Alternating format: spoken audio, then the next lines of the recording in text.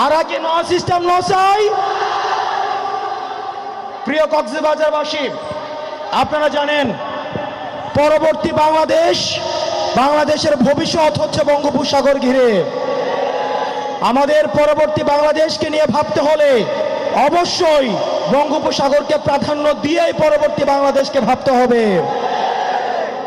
প্রিয় কক্সবাজারবাসী, আপনাদের কক্সবাজার যেমন অপার সম্ভাবনা রয়েছে, ঠিক একইভাবে অনেক সমস্যাও রয়েছে। তার মধ্যে একটা প্রধান সমস্যা ছিল ট্যাবলেট বডি। আপনারা ইতিমধ্যে ট্যাবলেট বডিকে উৎখাত করেছেন, বডিকে উৎখাত করা গিয়েছে।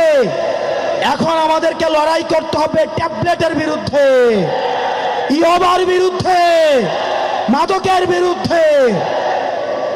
প্রিয় কক্সবাজারবাসী, আপনাদের আরো সমস্যা রয়েছে। রোহিঙ্গারা নোবেলের লোভে খুনি শেখ হাসিনা বাংলাদেশে রোহিঙ্গাদের তখন আশ্রয় দিয়েছিল। কোন সেফ এক্সিট নিশ্চিত না করে রোহিঙ্গাদের ভবিষ্যৎকে ঝুঁকিপূর্ণ করে তুলেছে। আমাদের অতি দ্রুত কক্সবাজারের জীববৈচিত্র্য এবং পরিবেশ বাঁচাতে হলে আমাদের এই রোহিঙ্গা সমস্যার সমাধান করতে হবে।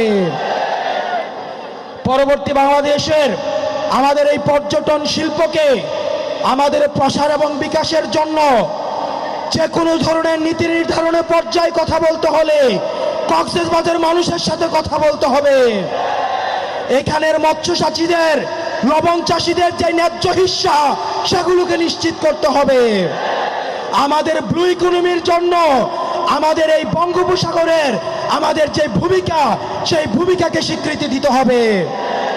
আমাদের পরবর্তী বাংলাদেশ হিমালয় থেকে বঙ্গোপসাগর, এবং সেটির জন্য আমাদের গঠনমূলক আমাদের কার্যক্রম অব্যাহত রাখতে হবে। প্রিয় কক্সবাজারবাসী, একই সাথে আমাদের সমস্যা এবং সম্ভাবনার দিকে যেমন নজর দিতে হবে, একই সাথে আমাদের যে পতিত রাষ্ট্র ব্যবস্থাকে যে নষ্ট করেছে আমাদের খুনি হাসিনার দিকেও আমাদের নজর রাখতে হবে। আপনারা দেখছেন, আমরা আগে দেখেছি নির্বাচনের মধ্যে একটা দল সংস্কারের বিপক্ষে অবস্থান নিয়েছে, বিচারের বিপক্ষে অবস্থান নিয়েছে, ফলশ্রুতিতে তারা নির্বাচনের বিপক্ষে অবস্থান নিয়েছে।